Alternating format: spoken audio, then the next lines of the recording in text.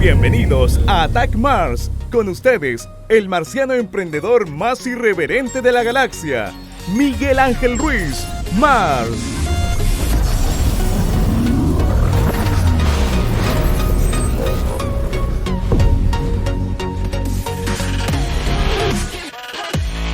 ¿Cómo están, marcianos queridos? Bienvenidos a un nuevo programa Attack Mars. Me pidieron volando abajo hoy día. Si tienen cuenta, rejuvenecí, me quité 10 años encima. Lástima que me quité 10 kilos, pero dale. Hoy día tenemos un programa bien especial, tenemos un invitado. Este mes de octubre han sido historias muy lindas. Partimos el mes con Ignacio Troncoso contando su historia de cómo sobreponerte a problemas físicos, en este caso cuando perdió la vista.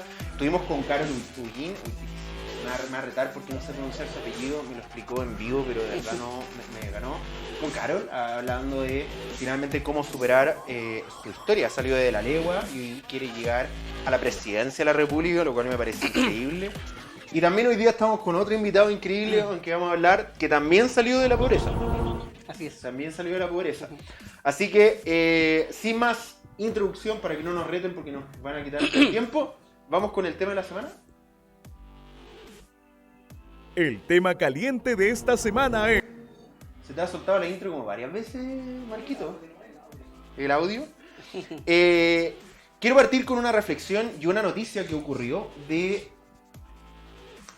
en Venecia. Venecia está hoy día prohibiendo las tiendas que venden cosas de China. Muchas de las cosas... ¿Tenemos la noticia? ¿Tenemos la noticia? Muchas de los artefactos típicos de Venecia, como las máscaras que se usan en Venecia, muchas de ellas, a pesar de que decían que eran autóctonas, uno la da vuelta y decía hecho en China. Entonces, la alcaldía, no sé cómo decirlo, el municipio, finalmente el lugar de Venecia, las autoridades de la zona, determinaron que ya no se podía en Venecia vender cosas que fueran hechas de China, y aquellas tiendas artesanales debían vender, según esta nueva ley, que tiene que aplicarse aquí a 6 meses más, vender productos autóctonos.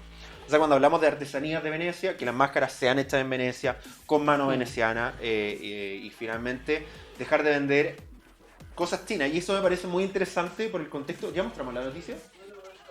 Y eso me parece muy importante en el contexto de que, por ejemplo, en Pomaire, el Pomaire, la mitad de las cosas que venden en Pomaire hoy día son cosas chinas. Ya es muy difícil encontrar en Pomaire productos artesanales. Y es evidente, claro, que la gente dice es que nadie nos compra porque venden todo lo mismo y al mismo precio. No hay diferenciación. Y eso es un tema más importante que la artesanía misma. Es que todos venden lo mismo, que todos venden el plato, el chancho, la vasija de greda, la olla. Y finalmente no hay el mate, no hay una diferenciación propiamente tal. Entonces, más importante principalmente que vender greda.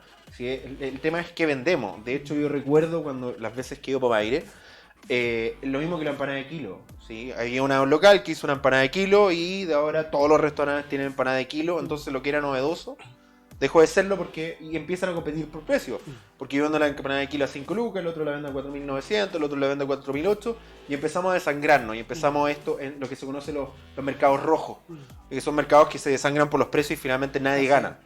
En vez de ser un océano azul, donde finalmente, en vez de competir entre ellos, creen nichos de mercado totalmente distintos. Lo mismo ha ocurrido con donde vendían mimbre, se me olvidó el nombre, Chimbarongo, donde vendían mimbre. Finalmente la artesanía nacional está muriendo, la producción chilena está muriendo. Hemos conversado un montón de veces, están cerrando fábricas de calzados chilenos, Guante ya no va a fabricar calzados chilenos. Hay por lo menos 3 tiendas de zapatos, productoras de zapatos que están cerrando, y finalmente hay poco que está haciendo el gobierno de eso, y yo creo que desde la autoridad debería haberse una política de protección de los artesanos chilenos. Hay un reclamo muy importante de la artesanía chilena que no se está viendo. Uno lo ve, ponte tú, a mí me gusta mucho, yo crecí en el pueblito Los Dominicos. O sea, no crecí ahí, vivía ahí, sino que Claro. pasé muchas partes de mi infancia en el pueblito dominico. Nosotros era como el paseo familiar el pueblito de los dominicos. Y en el pueblito de los dominicos hoy día se está vendiendo mucho producto chino o mucho producto que no es artesanal. A pesar de que el pueblito de los dominicos es un pueblito artesano. Con mano de obra específica, con productos hechos ahí mismo. Y aún así hay tipos que están vendiendo té Akbar, ponte tú en pueblito de los dominicos que uno mira y dice, son ricos los té Akbar, me encantan, pero no tiene ninguna relación con el contexto. Sí. Bueno, yo creo que hay un tema igual importante que debe ir de la mano con algún tipo de política denominada proteccionista, que es lo que hacen países, por ejemplo, como Brasil, como Argentina, que tienen... Protege la industria nacional. Protegen industrias nacionales, pero principalmente por un tema de empleo. O sea, son países que tienen una gran cantidad de habitantes, o sea, en el caso de Brasil, por ejemplo, donde de una u otra forma tienen que generar una cantidad de empleos que es muy importante y por lo tanto deben tener mucha industria también para generar una cantidad de empleo suficiente. Por lo tanto también de una u otra forma esas medidas de proteccionismo van acompañadas de una otra forma también por políticas de empleo. Ahora, si el proteccionismo no va acompañado de también una preparación de la eficiencia para la producción, para que no a costa del proteccionismo las personas tengan que comprar ciertos productos de mala calidad o más caros, por ejemplo. ¿Qué pasa si, porque en estricto rigor, ¿por qué se compra de China muchas veces? Porque el precio es más barato, ¿ya? Por las economías de escala, por el costo de la mano de obra, por una serie de cosas más. Claro, porque claro, también $6 al mes, pues evidentemente no podéis competir con exacto, eso. por lo tanto, de una u otra forma se compran esos productos porque son más baratos, ¿no es cierto? Entonces, el proteccionismo lo que debiera evitar es que después, si se cierran las puertas a ese tipo de productos, los productos que se produzcan en Chile le significan a las personas que tienen menos recursos económicos tener que pagar un sobreprecio por esos productos. Porque el método de producción o la cadena de producción es mucho más cara. Entonces, debiera ir acompañado, creo yo, de precisamente también mejorar la eficiencia en la producción para que, de una u otra forma, la producción nacional pueda competir también, obviamente no solo por precio, también por un tema de arraigo nacional, etcétera, por valorar el trabajo local, pero debe ir acompañada, creo yo, también de políticas de eficiencia y mejora de eficiencia. ¿Qué es lo que ocurrió en el tiempo de la industria textil en Chile? Cuando quebró Yarur no quebró porque finalmente no podía competir con los precios chinos, era porque Yarur compraba a 1 y lo vendía a 1000. Claro. Entonces los chinos vendieron a 100 y evidentemente era insostenible el negocio de Yarur. Exacto. Entonces, evidentemente, que llegó la industria china y quebraron. Así es. Oye, ya que, bueno, esa era la reflexión en todo esto, es una instancia para reflexionar sobre la producción nacional en un mercado donde la producción nacional está a la baja, está cayendo, está muriendo. Entonces, vemos como Venecia, una ciudad altamente turística, evidentemente todos hemos conocido Venecia, a pesar de que se está hundiendo y etcétera, finalmente es una ciudad turística y lo que está haciendo es tomando medidas de protección al producto nacional, en ese caso no tan solo Italia sino de Venecia propiamente tal, y lo que permite de alguna otra forma de que no se mueran los artesanos y la historia, porque al fin y al cabo cuando hay una introducción de productos chinos, no hay un problema de que los artesanos dejen de producir. El problema es que se pierden tradiciones, se pierde lo mágico. O sea, Pomaire, ¿por qué es conocido? Por los productos de greda. Entonces, cuando vaya a Pomaire, y hoy día lo que menos encontréis son productos de greda, porque todos están vendiendo cuestiones chinas, está muriendo de alguna otra forma la tradición de un lugar. Sí, claro. En vez de reinventarse y buscar nuevas fuentes, buscar nuevos productos, utilizar nuevas tecnologías, utilizar la greda, por ejemplo, no sé, lo comentamos hace 1 o 2 programas atrás, que están haciendo... estos audífonos, no son audífonos, son... son parlantes. Son parlantes con greda. De greda, sí. Entonces, y esa es producción nacional, o sea, finalmente, utilizando la tradición chilena, crear innovación con nuevos productos. Claro. Lo cual no es tan tirado a las mechas. ¿Sí? Claro. Lo mismo ocurrió con estas lámparas de mimbre. Reinventaron el mimbre, tomaron los artesanos del mimbre y crearon con un diseñador industrial un nuevo estilo de lámparas de mimbre y hoy día se están vendiendo en Europa carísimo. Un producto más evolucionado. Exacto. Entonces, en vez de perder esta tradición es utilizarla y agregar valor finalmente, creando nuevos productos y dejando de, insisto, de vender la tacita, el platito, el chanchito para meter la plata y la olla griega, que evidentemente ahí no podéis competir porque todos venden lo mismo, Sí, claro. y al mismo color, el mismo precio, entonces... O sea, la magia es descomoditizar, Sí. no sé si esa palabra existe, pero o sea, se entiende, a los productos. Sí. En definitiva, es lo que sufrimos con el cobre finalmente, que enviamos cobre bruto hacia afuera y lo terminamos comprando después en cable y Sí. en un montón de otros productos más. Siempre digo esto, el alga nori que nosotros utilizamos para el sushi sale de Chile. Sí, El alga nori japonesa, sí, con marca japonesa, salen de algas chilenas. claro. Algas chilenas que se envían a Japón, porque en Japón ya no les quedan algas. Mm. Agarramos las algas chilenas, las mandamos a Japón, Japón las procesa y las devuelve a Chile 10 veces más cara como alga nori. Claro. Y nosotros las compramos. Muy bien. Ahí la importancia de la inversión como política pública y también de empresa en innovación y desarrollo. Sí. Es fundamental. Sí, por supuesto. Y nosotros invertimos ¿cuánto? ¿Un 3% del PIB? Con suerte. Sí. Sí, O sea, es que mucho un menos 2%. que algunas compañías. Sí. O sea, como país invertimos mucho menos que varias compañías. Sin contar los países. Sí, claro. Con los países con los que nos comparamos nomás. Sin duda, Sí, claro. como nosotros tratamos de jugar en el patio de los países ricos con la OCDE, Exacto. nos comparamos contra ellos el porcentaje de que invertimos en innovación, en tecnología, en ciencia, en desarrollo, en investigaciones. O sea, recién tenemos un Ministerio de Ciencia creado hace muy poco. No sé. Y si es que tiene presupuesto por lo demás. Exacto. Oye, ya que estamos conversando, queremos presentar a nuestro invitado de la semana. El invitado de la semana. Oye, nuestro invitado de la semana es Ricardo Alvarado. Ricardo Alvarado, exacto. Sí, tiene una El historia. invitado de la semana. Marco está mandando un saludo a todos los que están viendo este programa. Una pequeña introducción. Eres ingeniero en administración de negocios. Sí, eso es de profesión. De la Universidad de Los Lagos. De pregrado, sí. Eres de Puerto Sí, de Montt. Puerto Montt, sí. Tiene un diplomado en dirección comercial y venta, especialización en análisis estratégico de mercado, máster en dirección de marketing, máster en marketing digital. Y fuiste manager comercial para Chile y Perú de una empresa. Una empresa sueca que se llama Alfa Laval. ¿Qué es lo que hacían? Alfa Laval es una empresa que tiene 140 años de historia aproximadamente, que está en 150 países. Ujú. Y es una empresa de mucho prestigio a nivel internacional en términos de equipamientos y tecnología para procesos productivos de distintos tipos: minería, alimentos, tratamiento de agua, desalinización, marina, etcétera. Está en la mayoría de las industrias. Sí. Y lo increíble, y de hecho, el por qué estás invitado acá, es finalmente por tu historia. Tú naciste en Puerto Montt, creo que fuera de la ciudad. Sí, o sea, no, nací en Puerto Montt en sí, pero luego, en mi adolescencia, iniciando mi adolescencia, nos trasladamos a un sector que se llama Alerce, que está como a 8 kilómetros del centro de Puerto Montt, más o menos, que en el tiempo que nos fuimos nosotros era un espacio muy pequeño, con muy pocas personas, muy pocas casas, con muy pocos servicios, y hoy día es casi una ciudad pequeñita dentro de la misma ciudad. De hecho, estaba leyendo tu historia y tú decías que pasaba una micro cada una hora.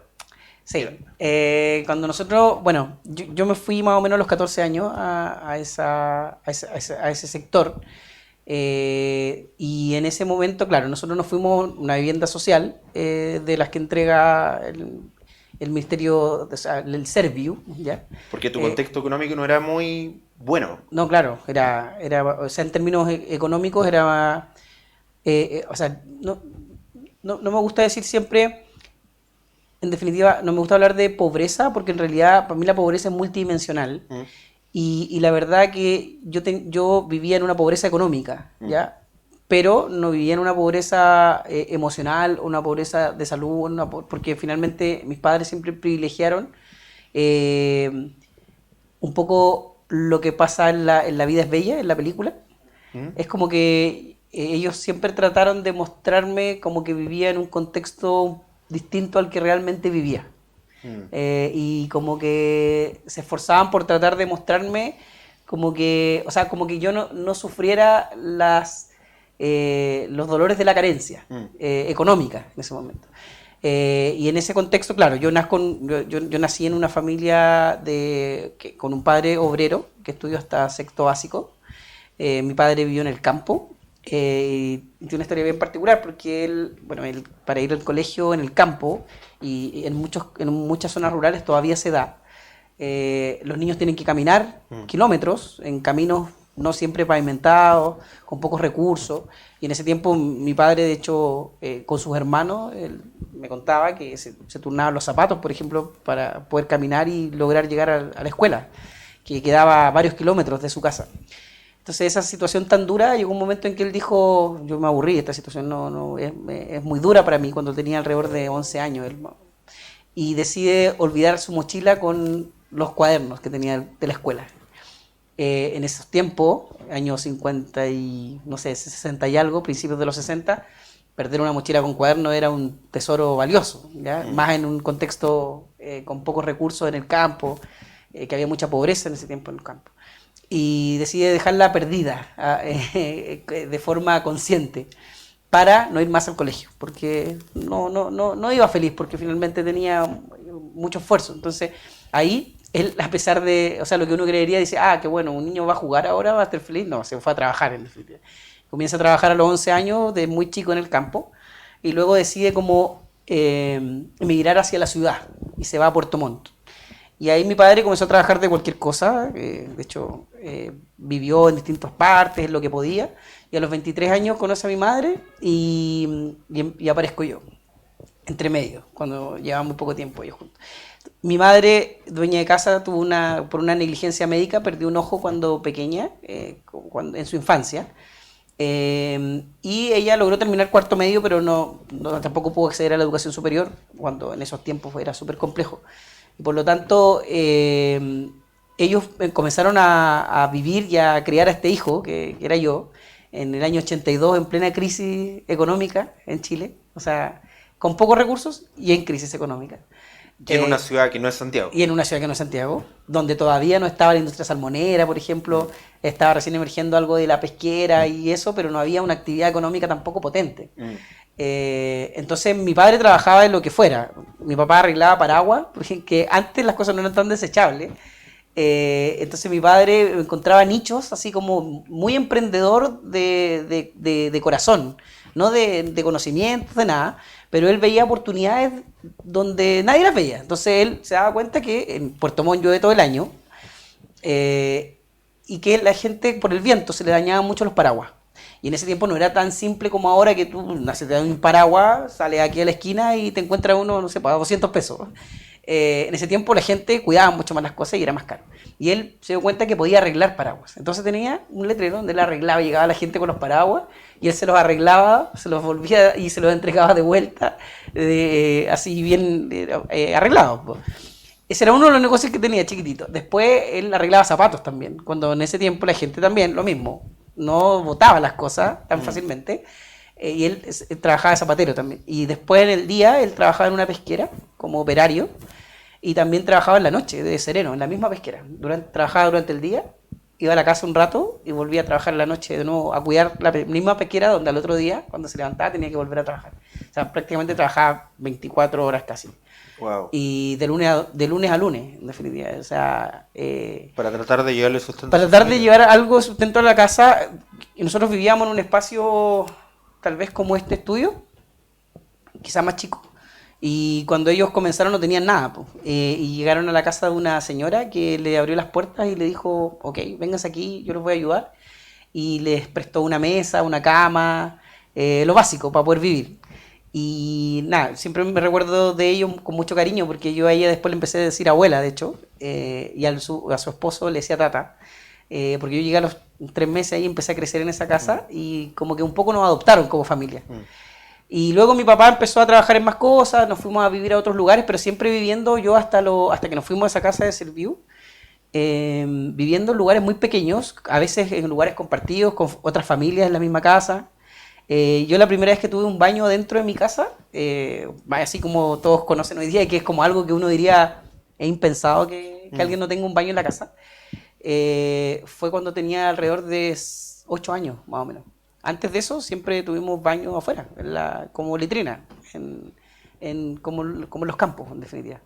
Y de hecho eso fue complejo porque mis padres, como te decía, en ese contexto de la vida es bella, me pusieron en un colegio particular subvencionado en la básica, gracias a que una hermana de mi madre era religiosa, es monja, de la congregación de un colegio. Entonces yo entré a ese colegio gratis, no pagaba, porque obviamente no podíamos pagar ese tipo de educación. Entonces hicieron ese esfuerzo, me pusieron ahí, pero vivir en ese contexto no era tan simple. Tenía cosas buenas y tenía cosas malas. Las cosas buenas era que de una u otra forma yo creo que en mi infancia el poder ver de una u otra forma que había otro tipo de calidad de vida, que no sé, que uno podía optar de repente una calidad de vida mejor en términos de casas, no sé, porque yo iba a la casa de mis compañeros y era completamente distinta a la mía, obviamente. De otra manera igual a uno inspiraba un poco y decía, ¿sabes qué? Me gustaría que a lo mejor cuando crezca tener, no sé, estas condiciones o esta comodidad, a lo mejor que tampoco eran mansiones, tampoco estaba en un colegio así, no estaba en el Santiago College, ¿cachai? Pero era un contexto mucho mejor que el mío. Pero lo difícil era el cómo convivir en ese contexto. Porque los paseos, porque las vacaciones, porque los juguetes y porque todo eran cosas que Era yo no incómodo. podía acceder. Era difícil, pues, o sea, había compañeras que me invitaban un fin de semana, o sea, tenían Atari, porque yo todavía alcancé los Atari. Después estaba el Nintendo 1, por ejemplo, cosas que yo no podía tener. Entonces, había compañeros que me invitaban a su casa y yo iba a jugar a su casa, esos juegos. Y llegaba el fin de semana y me llevaba, pues mi mamá me llevaba a jugar esas cosas que yo no podía tener en la casa. Entonces, pero era complejo porque, por ejemplo, cuando yo hacía un cumpleaños, invitaba a mis amigos, a mis compañeros a la casa y no tenía baño en la casa.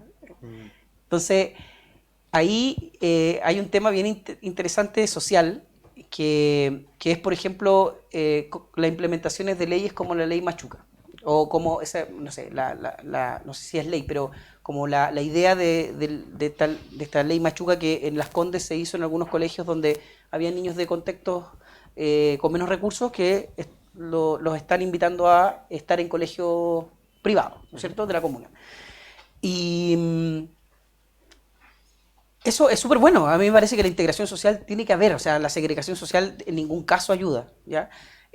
Al contrario, la integración social va nivelando en ambos aspectos, porque yo creo que ambas clases sociales pueden aprender una de la otra, pero si no se hace con un acompañamiento emocional y psicológico Es fuerte. para ese niño y para esos padres, es difícil. Sí.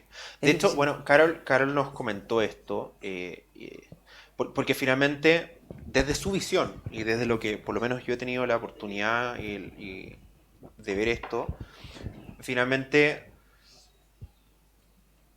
normalmente la gente rica no conoce la realidad chilena. O sea, hay gente que cree que en Chile no existen los campamentos. Es O cosa sea, de ver hay que te gente... digan que te levanten más temprano para que puedas ahorrar plata Sí, en el metro. exacto. O sea, hay gente que no entiende cómo no le puede alcanzar el sueldo para pagar el transporte, que son solo 49 lucas mensuales. Pero 49 lucas mensuales es un cuarto de tu sueldo. Esa es una desconexión Y, completa de la realidad. y cuando tenéis que pagar arriendo y cuando tenéis que pagar comida, o sea, solo en arriendo ya te echaste normalmente un sueldo mínimo. Y si los dos trabajan y ganan el sueldo mínimo, pagáis comida y las cuentas y cagaste. Y ninguno de los dos se puede movilizar, ninguno de los dos, no, olvídate de ir a comer afuera, ¿está ahí? Y finalmente te das cuenta que hay una desconexión. O sea, el tipo que diseñó el metro y que dijo en un metro cuadrado pueden caer 7 personas, ese tipo en su pinche vida, para no decir otra estupidez, se subió el metro. Y me encantaría agarrar a ese tipo y chantarlo en un metro cuadrado con otras 6 personas para ver qué tan cómodo se siente. O sea, cuando alguien calcula y dice, ¿sabes qué? Pueden caer 7 personas en un metro cuadrado. Así se calculó el metro. Y tú me dices, sí, ¿qué mierda estaba pensando ese tipo? O sea, ¿qué tenía en su cabeza para pensar que 7 personas pueden caer cómodas en un metro cuadrado? Sin duda. Y El proyecto del Transantiago es lo mismo, algunos hospitales. Entonces, si no hay integración, finalmente hay una desconexión de la realidad. Pero también es cierto, o sea, yo comparto tu historia y me gustó porque finalmente uno se ve reflejado. Yo me sentía el chavito. No sé si te pasó, yo me sentía el chavo que finalmente yo iba a las casas, no podía llevar regalo porque no había recursos, y me invitaban a todas las cosas y uno se siente mal. Sí, Y claro. cuando te dicen vamos a hacer un pasado a fin de año y te das cuenta que que ni siquiera preguntáis en la casa porque te duele. Sí, po. Entonces decir no, le decía al profe, la profe directamente es como no puedo ir o no quiero ir. Sí. En vez de decir, llegar a tu casa y decirle, mamá, ¿puedo pagar un paseo de 25 lucas? Y Sí. darte cuenta que no, que ni siquiera lo pueden pagar. Sí. Y finalmente es difícil ese contexto, es difícil sentirte el excluido y de hecho te empiezas a autoexcluir. Sí, porque muchas veces, que es un poco lo que me pasó a mí, yo hasta el día de hoy tengo amigos de ese colegio y los quiero un montón y somos amigos hace 30 años y nos conocimos y tengo al menos 5 o 6 amigos de esa época con los cuales nos juntamos todavía y nos queremos un montón y somos súper cercanos. Y yo, claro, en ese momento, como que uno como niño no tienes la capacidad de analizar si te excluyen o no, sino que uno se autoexcluye, uno llega a veces a mentir de su situación, como niño en definitiva. O sea, yo no me avergüenzo de decir lo que estoy diciendo ahora, porque yo era un niño en definitiva. Entonces No en lo ese momento entendíamos. no entendíamos. Entonces en ese momento uno trata de finalmente tratar de ser aceptado, que es lo que uno busca como niño. Y entonces es importante que este tipo de medidas se hagan con un acompañamiento para ambas partes, porque también, como tú dices, comparto mucho eso de que el que haya una convivencia de estratos sociales diferentes permite que tanto el que tiene los recursos entienda y comprenda que hay un mundo diferente. O sea, no es un mito que hay jóvenes que no conocen de verdad de Plaza Italia para abajo. O sea, no es un mito. Hay Yo tengo muchos... amigos que no conocen el Paseo Humada. Sí. Cuando me lo dijeron, yo pensé que se estaban burlando. No, existe. De hecho, una vez estábamos en un asado y estábamos conversando un par de amigos y hablamos del Paseo Humada y nos cagamos. No me acuerdo ni siquiera de qué estábamos hablando. Y un amigo me dijo, oye, ¿me pueden llevar al Paseo Humada? Quiero conocerlo. O sea, estamos hablando, tenía 28 años en ese momento. Y tú me y decís, es broma. ¿Cómo mierda tenés 28 años y en tu pinche vida y pasado por el Paseo? ¿Qué? O sea, es difícil darte cuenta. Tengo otros amigos que íbamos a Maipú y pasábamos por la autopista del Sol y ahí ya hay campamentos en la autopista del Sol por debajo y no entendía qué eran esas cosas. Sí. Entonces era como, son campamentos, No es mito. O sea, sí, cuando escuchamos a algunas autoridades, tal como el ejemplo que dábamos de, oye, levántense más temprano y así pueden ahorrar plata. La pregunta tan sencilla, cuando le hacen la pregunta a todos los senadores y diputados, ¿cuánto vale el Transantiago? Y no saben. No tiene idea, sí. Entonces te das cuenta que esos tipos en su vida, el único, y ni siquiera sé si pagó, es el único que yo he visto en un Transantiago, que lo fui alguna vez, era como, ¿qué hace este tipo? Es uno de los cabros jóvenes del Partido Radical, ¿Radical o del Frente perdón, Amplio? del Frente Amplio. Jackson. No, el otro.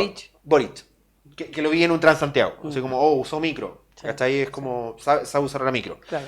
Y no es que muchos lleguen, porque hay parlamentarios que ni siquiera han tenido cuarto medio. Que no, Sí, claro. no lo estoy despreciando, No, pero claro. finalmente vienen de un contexto, no nacieron en cuna de oro. Sí, claro. Y aún así, a No, y pesar de que la responsabilidad que tienen es importante. los desconectaron, Sí, claro. o sea, finalmente llegan a esa posición y se desconectan de lo que alguna vez fue su realidad. Se aburguesan. Como Sí, se dice. exacto. Entonces cuando le preguntáis y los tipos no saben cuánto vale un kilo de pan, Sí, claro. no saben cuánto vale el Transantiago, ¿cachai? Y finalmente, claro, discuten cuántos metros cuadrados va a tener las viviendas sociales cuando su living o el baño de su Sí, pieza mide lo mismo que las casas que Así es. están discutiendo. Y tú mirás y decís, viejo, tu patio, tu perro tiene una casa de ese porte. Claro. Hay una historia bien interesante ahí de una persona que quiero mucho que se llama Mario Orellana, que para mí es un crack. Mario. Mario es un crack en términos de la dirigencia social. Sí. Él tiene un diplomado de dirigentes sociales. Sí. Un saludo para él si me escucha. Sí, yo la verdad que Mario, hace tiempo que no nos lo conversamos. admiro muchísimo y somos ahora bien amigos. Yo he estado haciendo clase en parte del diplomado de dirigentes sociales con él también. Y la verdad que él cuenta una historia bien interesante que tiene que ver con eso, y que fue un poco lo que me pasó a mí. Nosotros cuando llegamos a esas casas sociales que están en este sector, en el ERCE, llegamos a una casa que de verdad que debe ser como este porté, y solo que tenía 2 pisos, pero arriba tenía como otro cajón, igual que este arriba, en definitiva, ¿cachai? Así muy chica. Y Mario cuenta una historia siempre de cuando estaban en un proyecto social y llegaron unos arquitectos a presentarle un proyecto de las casas, que ellos habían como comprado un terreno entre todos y les fueron a presentar un proyecto y les muestran la arquitectura de las casas Y Marito siempre cuenta y le dice, que los gallos le preguntan y le dice, oye, ¿qué les parece? Y ellos se quedan mirando y les dicen, fea, po, weón. Fea, po, weón, dice. Y le dice, yo le voy a hacer una sola pregunta. No sé si Mario o otra persona que está en ese sector le dice a ellos, le dice, con la mano en el corazón, ¿tú vivirías en una casa como esta? Y él le dice, no, la verdad es que no. Ya, pues, nosotros tampoco, ¿cachai? Entonces, y a partir de ahí, ellos se juntaron con los arquitectos y empezaron a codiseñar en conjunto la casa que querían para ellos.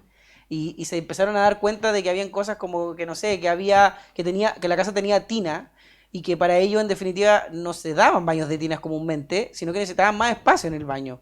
Por lo tanto, si le sacaban la tina y dejaban una ducha con un espacio más reducido, ganaban espacio en el baño para otro tipo de uso. Cuando tenías un baño en la casa, que a veces tenías que estar los tres de la familia adentro ¿Sí? vistiéndote, ¿cachai?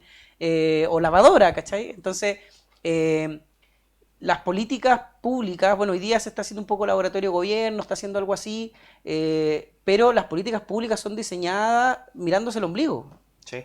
Entonces, hay poco terreno, encuentro yo, de los parlamentarios, de los legisladores, de los ministros. O sea, dicen, sí, no, si estamos todo el día en terreno, pero no es lo mismo ir a una población media hora para sacarte una foto, para mostrarte que estáis haciendo algo, Entonces, que irte a vivir, no sé, un par de días, ¿cachai? Y ver la realidad de lo que vive la gente. Viví su realidad. Evelyn Matei fue a trabajar un día como temporera. ¡Ay, qué difícil es su realidad! Fue un pinche día. Claro. Uno. Sí, pues. Conozco la realidad. Pegó un viaje en Transantiago No, claro. en un vagón que está vacío, No. porque está lleno de autoridad y Paco, por lo Eso. tanto ni siquiera podían entrar. Sí.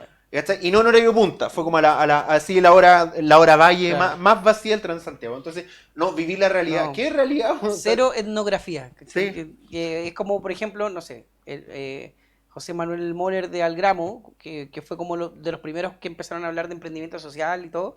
Ellos se fueron a vivir al barrio durante un tiempo y empezaron a entender la realidad. La Fundación Formando Chile, que también son amigos míos, el Benjamín, que ya no es director ejecutivo, que está en otra fundación ahora, pero ellos vivieron en la Pincoya, y vivieron y tenían una casa ahí, y ellos se fueron a vivir ahí, a vivir la realidad que vivían las personas para entender mejor su necesidad. Entonces, es distinto. En mi caso, cuando yo después armo la fundación, yo lo viví durante toda mi infancia, hasta los 23 años viví en la casa de mis padres. Conozco muy bien lo que pasa en el barrio, me despertaba los balazos afuera y las peleas y el temor a veces de que te asaltaran, el ir a jugar un fútbol con los vecinos y que se armaran peleas, Con cuchilla y... sí, y que te invitaran constantemente a probar droga Sí. o a tomar alcohol en la calle, oye, ¿y qué pasa si nos metemos a esta casita? No pasa nada. Es distinto vivirlo. Es distinto vivirlo a solo sentir que te lo contaron o que lo leí o que... Que impactó esa historia, Claro. el de vivir la historia. Sí. Y me parece interesante tu historia porque tú saliste de la pobreza, Mm. rompiste ese círculo de la pobreza, Mm. entraste a otro círculo de un profesional, llegaste a una alta gerencia, Mm. y cuando llegaste a esa alta gerencia, que era como el tope, que finalmente yo creo que el sueño y la aspiración, todavía lo voy a poner en otro contexto, escuché a Esteban Paredes, yo soy de Colo Colo, yo escuché a Esteban Paredes también. llegó su hora, llegó su hora, Sí. el tipo le preguntan, no me acuerdo quién fue, creo que una cantante le preguntó, oye, ¿tú crees que el jugador chileno es muy aspiracional, como que busca finalmente comprar autos de marca y las Mm. grandes casas? Sí. Y el tipo responde, sinceramente, dice, la mayoría de los jugadores viven de carencia. Y por lo tanto, Sí. cuando llegáis a ganar plata, comprarte el auto, comprarte la casa, tener el auto deportivo. Y él dijo, yo me compré un reloj, y el pedazo de reloj. ¿Cachai? Porque para mí era como el logro de mi vida, Sí, ¿cachai? claro. Porque lo logré, Sí. sentía que estaba en la cúspide. Sí. Y finalmente, muchos que salimos, y hablamos en plural, que salimos de lugares vulnerables, que salimos de lugares con necesidad. O sea, yo soy hijo de feriano. Mm. Mi papá vende hierbas medicinales en la feria. Mm. Vivimos en una casa acomodada, gracias a Dios, y no porque la pagamos nosotros, sino porque mi abuelo la compró y nosotros vivíamos de llegado ahí. Claro. ¿Cachai? Entonces yo vivía en un barrio tradicional, tranquilo, pero no porque yo podía vivirlo. De hecho, si hubiéramos tenido que vivir ahí, ni cagando, no hubiéramos vivido ahí. Claro. Vivimos gratis, ¿cachai? Sí, claro. No pagábamos arriendo, no pagábamos contribuciones, todo lo pagaba mi abuelo. Mi educación la pagó mi abuelo. ¿Cachai? Si no, hubiera ido a cualquier colegio gratis porque no hubiera alcanzado. Sí. Finalmente, gracias a Dios, tuve una ayuda familiar de una persona que sí tenía hartos recursos, pero finalmente nuestra familia internamente no. Claro. Mi mamá tuvo que trabajar constantemente porque mi papá nunca estaba en la casa y nunca ayudó. ¿Cachai? Entonces, vivimos de un contexto. Y nuestro contexto, cuando salimos de esta la realidad es, oye, tenemos casa, tenemos auto, logramos cosas, podemos viajar afuera. Y finalmente llegaste a un punto, al tope. Llegué a una gerencia, o sea, soy gerente importante de una multinacional con operación en Chile y Perú. Soy un gran gerente. Y llegaste a ese punto y renunciaste. Sí. Que eso fue lo como que uno mira y dice... Sí, yo también creo que esa es una de las gracias porque, o sea, a ver, yo siempre digo que mi gran gracia es que no tengo ni una gracia.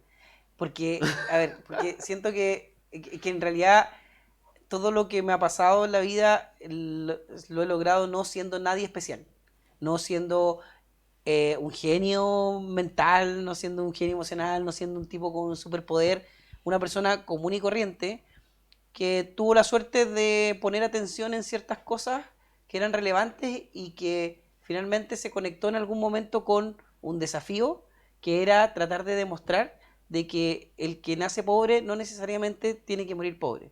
Y cuando hablo de pobreza, no hablo de una pobreza material, ¿ya? Porque creo que igual eso es importante, porque si bien entiendo un poco el contexto, por ejemplo, de la declaración de Paredes con respecto a que, claro, como vienen de contextos vulnerables o de escasez económica, finalmente después lo que quieren un poco es como llenar esos vacíos. Llenar esos vacíos, sí. ¿Cachai?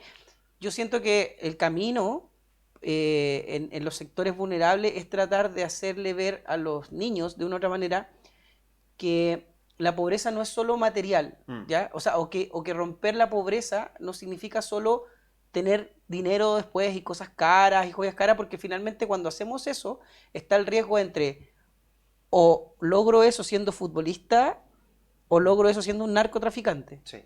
Porque ambos te llevan al mismo camino. ¿Qué es lo que dijo Gary Medel alguna vez? Ambos, si no era futbolista, era narco. O sea, entonces, si nosotros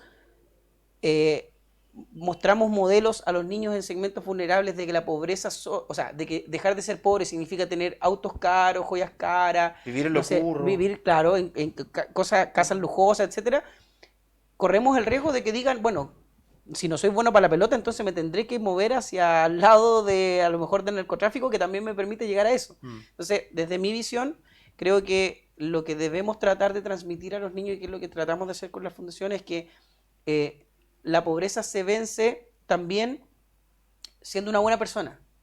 ¿Ya? Porque vivimos en un contexto donde está lleno a lo mejor de malas personas, ¿ya? No todas, obviamente, la mayoría son buenas personas, pero hay un montón de malas personas que son narcotraficantes, que son alcohólicos, no sé, que tienen algunos vicios o algunas malas costumbres que no son adecuadas. Entonces, también la pobreza se vence educándose y siendo un profesional, aunque no sea un gerente, pero un profesional simple que vaya por la vida haciendo el bien, ¿ya? O incluso no profesional, pero siendo una persona que finalmente no le haga daño a la sociedad ni a las personas, finalmente. O sea, la pobreza también se vence de esa forma, que es la pobreza como más multidimensional. Entonces, desde esa mirada, claro, yo después de estar en ese colegio me sentí incómodo en la básica y me fui a un colegio público, a un liceo, al liceo comercial, que le tengo mucho cariño también. Y después de eso me ofrecen en ese colegio una beca para dar la prueba de aptitud académica, que alcancé los últimos 2 años a darla. Yo tengo ya voy a cumplir 37 años en un par de semanas más. Y doy esa prueba y me va bien. O sea, yo no tenía dinero para un preuniversitario, ni siquiera para pagar la prueba, pero me dieron una beca. Y empiezo a estudiar con unos facsímiles que un vecino guardaba porque él compraba el diario de allá que se llama el Yanquiwe.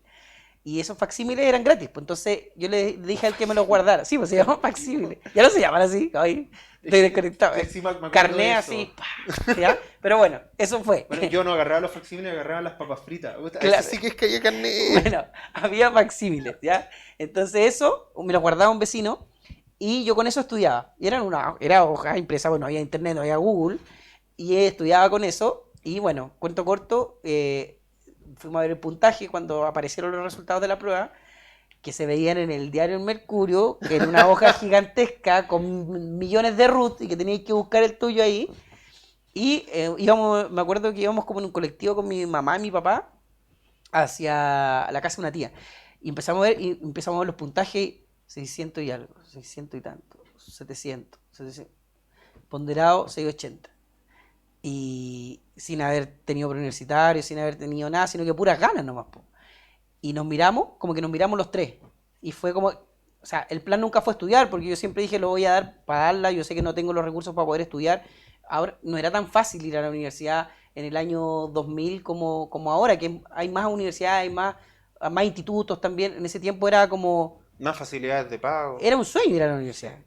Y era difícil para una familia como la mía. Y nos miramos todos y como que mi mamá me pregunta y me dice, ¿querés estudiar? Y como que nos miramos, yo la miré y yo le dije, me gustaría, le dije. Y ahí fue como que nos miramos todos y así como, ok, dale, busca la forma, veamos entre todos cómo lo podemos pagar, busca becas, busca lo que sea y tratemos de hacerlo. Y a mí me dio mucha alegría, obviamente, porque me sentí apoyado y porque dije, bueno, de alguna forma lo vamos a hacer. Me puse a estudiar esta carrera y para pagarme la matrícula, trabajaba todos los veranos, en definitiva. En el año igual hacía cosas de garzón, de ayudante de cocina, de asistente de micro, haciendo encuestas, Sapo. de monitor de fútbol. Casi de sapo, sí, parecido. Cargando cosas, de monitor de fútbol, no sé, 1500 cosas. Bueno, me titulo, etcétera, y empiezo a trabajar en una empresa sueca y empecé trabajando así como asistente del asistente del asistente. Y llegué muy joven ahí, 23 años, ya tenía una hija, de hecho. A los 23 años fui padre, saliendo de la universidad, de mi hija Florencia, que le amo un montón, que ya va a cumplir en marzo 14 años. Y empezó a trabajar en esta empresa y a ver, la gracia de vivir en un contexto vulnerable y de haber crecido en un contexto vulnerable, que es lo mismo que le pasó a Vidal, a Medel, a Arangui, a todos estos grandes futbolistas chilenos, es que tú siempre estás como con una fuerza interna que no sé si es rabia, no sé si es frustración, no sé si es pena, no sé, algo, un sentimiento que te está diciendo constantemente, a mí nadie me va a decir que no puedo hacer algo. Y esa cuestión es del barrio. Y eso es lo que se denomina cuando uno dice, oye, este gallo tiene barrio o este jugador de fútbol tiene barrio. El barrio tiene una gracia y es esa. Es que se te pone un desafío por delante o alguien te dice que esto no se puede hacer y tú te picáis. ¿Cachai? Te picáis y empezáis a darle y decirle, yo le voy a demostrar lo contrario, y después te sacáis la camiseta y la ponéis en el banderín del córner y se la mostráis, ¿cachai? Que eso no está tan bien, ¿ya? Y eso lo he ido como también mejorando, ¿ya? Porque no está tan bien eso. Pero sí está bien el picarse, pero picarse en buena, y demostrarte que las cosas son distintas. Y fue así como llegó a esa empresa, llegó a este cargo gerencial, tenía 27 años cuando me nombraron gerente, muy joven, era el más joven de toda la compañía y del mundo, era uno de los más jóvenes también. Conocí al CEO de la compañía mundial, que era un tipo así como un dios que aparecía como que flotaba, tú lo veías así como que flotaba el tipo, y llegué a ese nivel, estuve en 13 países del mundo, cuando yo hasta los 23 años jamás me había subido a un avión, no había salido ni a Bariloche, y llega un momento en que como que esa cúspide así como de lo material, de lo profesional, llegó un momento en que me hice dos preguntas. Una dije, si el dinero no fuera mi objetivo, si yo tuviera recursos ilimitados, si ya no fuera una preocupación la plata, ¿a qué me gustaría dedicarme toda la vida? Y empecé a analizar eso. Y después me hice otra pregunta más, que dije, si es que yo en este momento estuviera en un ataúd y yo pudiera ver, en definitiva, a la gente que me va a ver a ese ataúd cuando que esté muerto, y la gente que llegue a verme, ¿qué me gustaría que ellos dijeran de mí? Cuando me hice esas dos preguntas, empecé a plantearme y dije, a ver, parece que necesito conectarme con un propósito. Y ahí empiezo a definir y digo, a ver, ¿qué es lo que a mí me llenaría en este momento? Y ahí fue cuando yo defino que lo que yo quería como propósito en la vida era que más niños pudieran contar la misma historia que yo acabo de contar. Y empecé a preguntarme cómo lo podía hacer. Y fue así como decido, así locamente, renunciar a ese trabajo. renunciar. Hablé con el gerente que era el presidente de Latinoamérica, yo reportaba a él, Patricio Lésica, que mando un saludo también él ahora me contactó y va a apoyar la fundación, y estamos haciendo cosas. Y le di cuento esto, y abiertamente le dije, ¿sabes qué, Patricio? Me pasó esto, me conecté con un propósito, creo que aquí lo que estoy haciendo no lo puedo desarrollar, quiero ver cómo podemos conversar, porque yo en realidad si voy a estar acá voy a estar con la cabeza como en otra cosa, como que siento que mi tiempo aquí, mi ciclo se cumplió. Y me apoyó, se portaron súper bien, yo estuve 10 años en esa empresa, se portaron bien, me tiraron unas luquitas de indemnización también, aunque no debían porque yo había renunciado. Y eso me ayudó también, junto con algunos ahorros que tenía, para poder vivir los primeros años y dedicarme a esto, y dedicarme a armar a EDUS, que significa niño en latín, y que al principio nace como una empresa B, como un emprendimiento, con un foco social.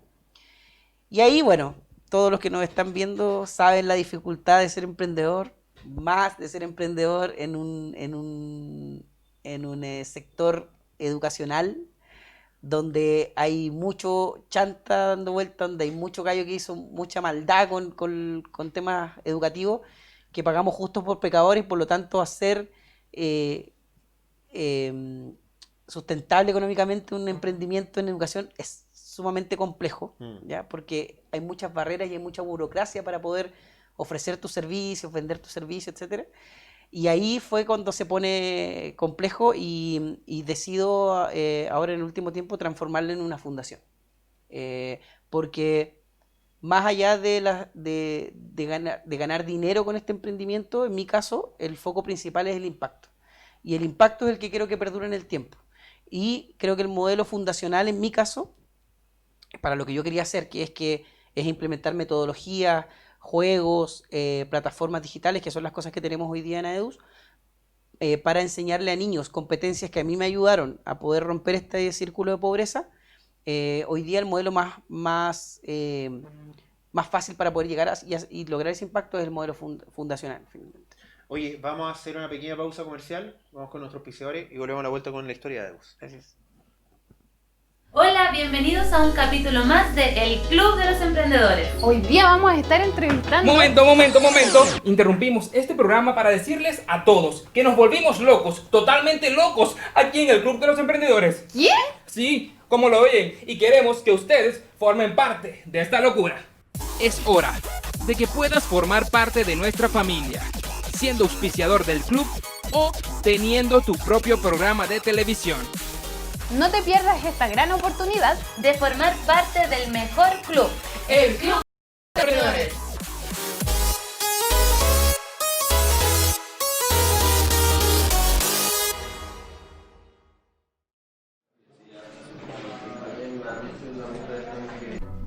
El cliente tenía que hacer un aumento de capital, fue a la notaría y el notario las presionó tanto que les cobró un monto que no le correspondía. ¿Cuánto pagaron de más? 600,000 pesos.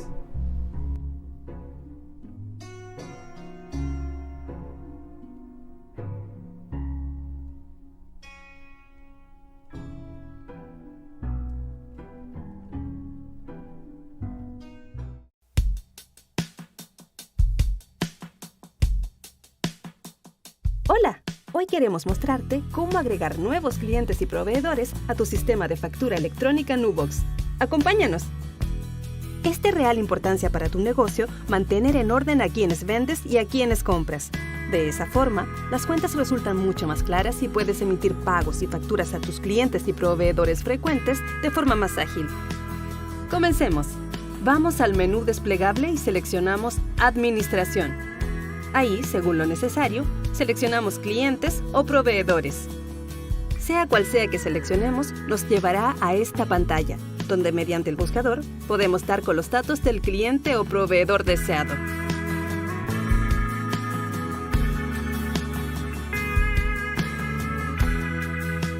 Para añadir uno nuevo, seleccionamos Nuevo cliente o Nuevo proveedor. Y se desplegará una ventana que nos solicitará los datos como RUT, giro o dirección.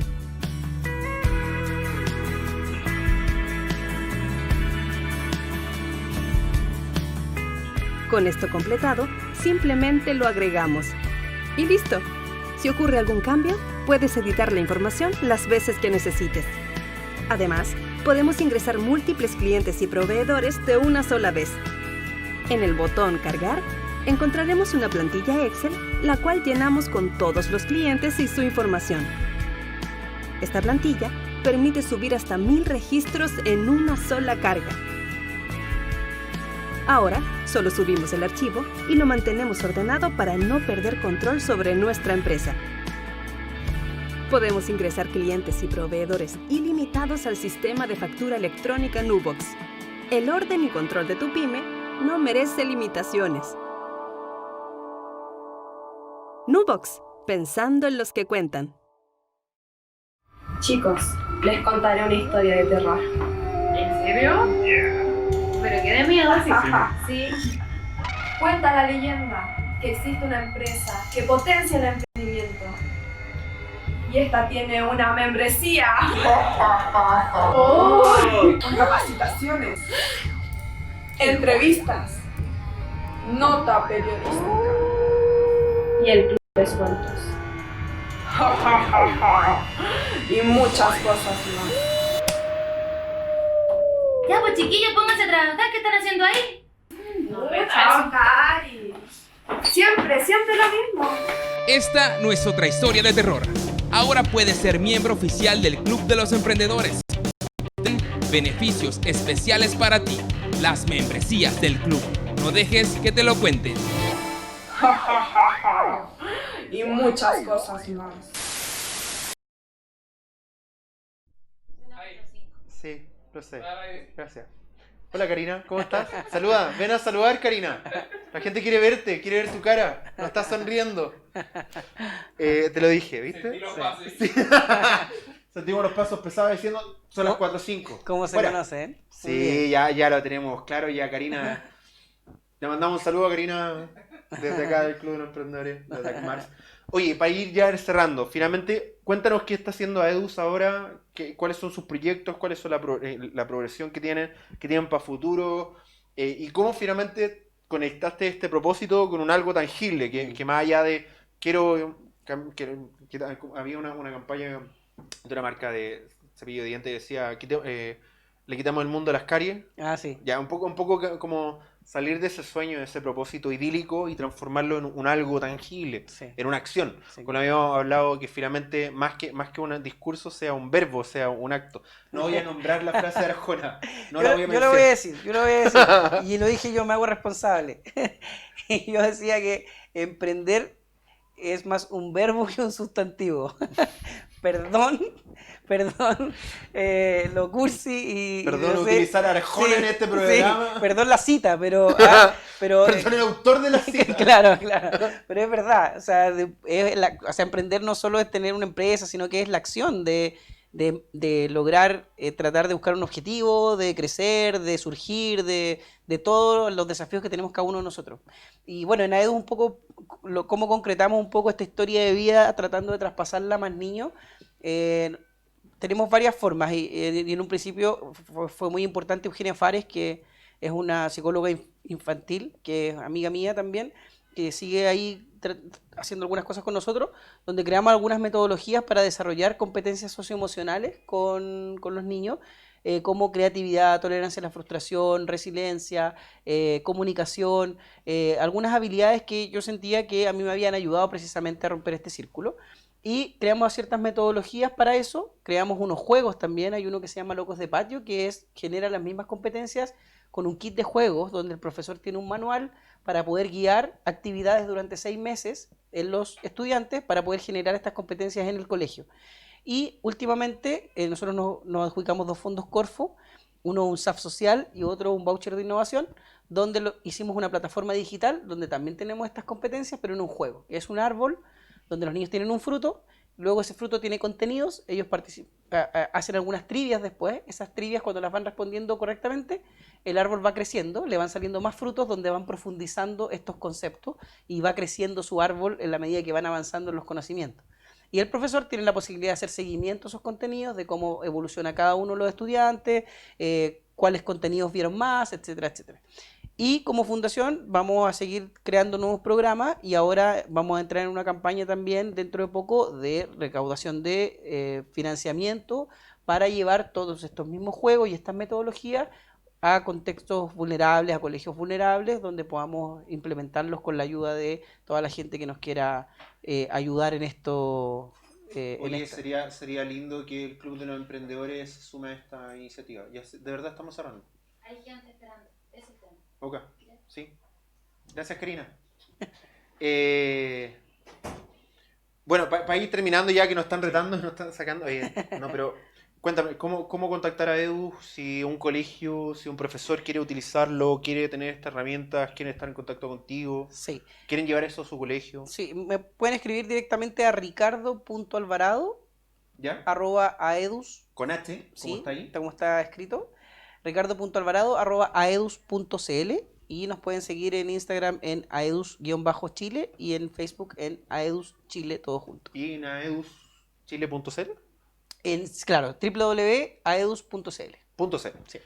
Entonces, sigan a Ricardo. Amigo, muchas gracias por estar acá, por Gracias tu por la historia, invitación, la verdad. por compartirnos. Lo siento porque nos han retado todo este rato, pero No, ya estamos. está bien. Estamos acostumbrados ya. Es parte del juego. Sí. Muchas gracias por estar conectados a este nuevo capítulo de Attack Mars. Síganos en las redes sociales del Club de los Emprendedores. Estamos en Facebook, estamos en Instagram.